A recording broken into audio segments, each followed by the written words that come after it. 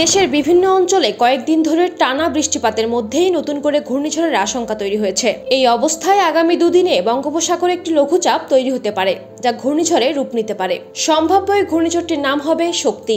এর প্রভাবে টানা 3 দিন দেশের বিভিন্ন জেলায় রেকর্ড পরিমাণে বৃষ্টি হতে পারে। রোববার নিজের ভেরিফাইড ফেসবুকে দেয়া এক পোস্টে এমনটা জানিয়েছেন কানাডার সাসকাচুয়ান বিশ্ববিদ্যালয়ের আবহাওয়া ও জলবায়ু বিষয়ক গবেষক মোস্তফা কামাল পলাশ। সেই সঙ্গে ফেসবুকে দেওয়া ওই পোস্টে বঙ্গোপসাগরে সৃষ্টি হতে যাওয়া লঘুচাপটি কিভাবে স্থলভাগ অতিক্রম করতে পারে সে বিষয়েও ধারণা দিয়েছেন তিনি।